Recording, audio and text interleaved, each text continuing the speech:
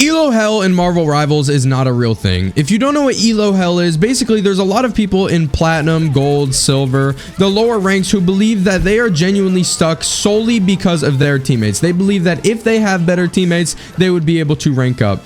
But in reality, when you look at a lot of these people's gameplay, they belong in the rank that they are at, and they are probably the exact same skill level as their teammate, and hence that is why they are at that rank in the first place. So in this video, I want to explain why you're stuck at your rank and how you can finally get out of your rank. First off, if you play Duellist, a lot of people who play Duellist end up being the people who believe they're hard stuck because of their teammates, because what happens is they get MVP a lot of games, or they get the most kills a lot of games, and that makes them think that they're better than everyone in their lobby. They think, oh, I'm getting the most kills, so I'm better than everyone. When in reality, that's simply not the case. I'm going to tell you something that every single pro player will agree with me on here. Every single person, I mean, most people in Grandmaster and above will agree on me here. Everyone who has made a push towards the higher ranks will agree with me on this. Damage, kills, MVPs, these things do not matter in the slightest, especially if you're a duelist. If you are someone who is constantly dropping the most amount of damage in your lobby, in the most amount of kills in your lobby, but your final hits are lacking, guess what? You're feeding support ults. If your final hits are good, you know, that might be a different story, but it really just depends on who you're going for. A lot of people get so caught up on the scoreboard that they forget to make plays. They forget that if there's a healer behind someone that's for the taking and they go for the tank, they are actually selling the game. They think, oh, a kill is a kill, damage is damage, and I'm going to do the most damage and get the most kills every single game. That way I can blame my teammates when we ultimately lose. But that is not the case. If you are in Elo Hell, you need to make plays in order to rank up. It is that simple. If you genuinely believe your other teammates are worse than you, then why are you just doing damage and feeding support ults and not making plays? Why aren't you trying to kill the healers? Why aren't you playing a character that is going to allow you to be an assassin? And why aren't you putting your team in a situation where even if they are worse than the other team, they're still going to be able to win? That is what a diamond player in a gold lobby is going to do. Have you noticed that if a Grandmaster player or a diamond player makes a new account right now, they are going to get out of gold instantly? Have you noticed that? They're going to get out of gold with ease. Maybe they lose a game or two, but they're still going to get out of gold with relative ease. Why? Because even though their teammates are also gold, the people they're playing against are gold. And as long as they make plays, as long as they take out healers, the game is going to be won. It's that simple. I don't care how bad your team is. If you take out the other team's healers as a duelist, your team is probably going to come out victorious, man. Like, it's that simple. Even if your team is worse than the other team, it's very hard to do anything if the other team doesn't have healers. And if you don't believe what I'm saying, here's a game I played in Platinum 2. I have 30 final hits. I'm just dominating these people. So obviously we win the game. It's that simple. You dominate a lobby, your team is going to win the game. Now, there is exceptions. Sometimes your team is just too horrible to the point where you're just screwed. But like, let me just show you some of this gameplay and show you the type of situation I'm putting my team in here. My healers are getting attacked by Black Panther. What do? I look at the fact we have a Namor on the team who's not doing anything, and I take it upon myself to kill Black Panther and protect the healers. Now, this is a play that doesn't light up the scoreboard. I just got one measly final hit for doing that, but it was a play that I had to make.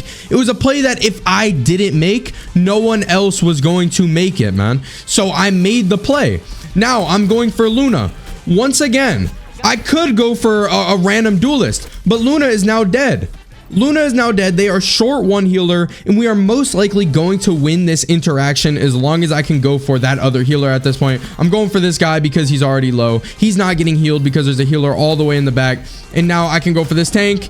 And I, as Spider-Man, just took out a healer and another person. Now we have 5 other people on site versus 4. Like, this is just a winning interaction, and I just got a death in 2 kills. And if anything, my team is going to get more out of that on the stat sheet than I ever will. And it's the exact same thing here, man. I see healers in the back. I go for them. I think I get this kill. There we go. I say in voice chat, Luna's dead. So if anyone else can, I didn't say this whole thing, but it's pretty obvious. Luna's dead. And then my team knows if anyone else can take out the cloak, they now have no healers and we're going to win the interaction. But obviously I'm waiting for my cooldowns to recharge and I'm going to try my best to eliminate this healer. Here we go in the back, go for the healer. Whoa! The other team now has 0 heals. What does this mean, man? Well, we have 1 healer because one of our healers just died. But what does this mean? It means that our team has heals, the other team does not. So this tank is playing on hardcore mode. He has 600 health. He has no way to get his health back up because both healers are dead. My team, however, is going to slowly heal as they battle. Therefore, it's very simple. There is about an 80% chance they are going to win this interaction, especially in Platinum. It's that simple, man. Now, my stats at this point shouldn't look too insane. I mean, yeah, I got a couple kills, but at the same time, we've been able to hold them for a pretty moderate amount of time at this point, simply because I've been killing healers. I've been doing my best. And guess what? Sometimes your team is not going to win the interactions. Sometimes they are going to reach the checkpoint, but all that matters is that you are doing what you have to do. All that matters is you are doing what you have to do to help your team. I'm killing a duelist. Oh, and look in the top right. We're winning this interaction now. We're holding them because the healers were eliminated. It's that simple, guys. If you play duelist, just stop being selfish. Stop caring so much about kills. Stop playing like this Namor in my game, who's probably just sitting in the front line next to the tank trying to get kills right now. Who's just going to shoot at tanks, getting damage, farming damage, helping the supports farm their ult. If you're stuck in elo hell, quote unquote elo hell, you need to make plays to get out. And next I want to talk about healers. Healers have kind of a victim complex in the same way a lot of duelists do. And by the way, I'm not calling out this direct healer. I don't know this guy. This is just a random person. But healers think because they play a role that is meant to support their teammates, they can have this victim complex. They can say, oh, I'm playing the role no one else wants to play. Oh, I'm helping my teammates and they're not doing anything. And yes, I kind of agree with you, man. If you play healer, you might be stuck in elo hell. But guess what? You're also putting that on yourself by playing healer. What do you expect? And good heals from that guy, man. Actually, you know what? He might have known I got the heal pack. You're putting it upon yourself. What do you expect? You're healing these people that you will openly admit are bad players. What are you expecting, man? Okay, I didn't even notice this until I was editing this video, but I'm looking in the gameplay right now and I am about to talk about this in the video. Support ults. This is a game losing play.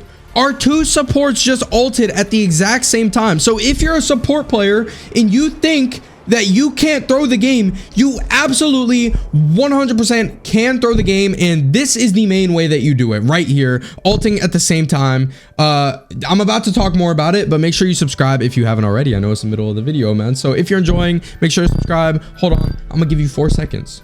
1, 2, okay, I mean, you can subscribe faster than that, but watch this. Like the video. Did you see the like button light up? It lights up rainbow. All right, enjoy. And you are literally, by playing healer, you are putting the game in the hands of your random duelists and your random tanks. You are hoping for the best that those people are good. And that is why even as you climb the ranks, even in diamond, you'll see these rocket one tricks who don't know how to play any other character except for the easiest healer in the game, because they never had to learn. They were never forced to learn. They could just sit there and heal, and they got lucky with their teammates and they made it out of these ranks.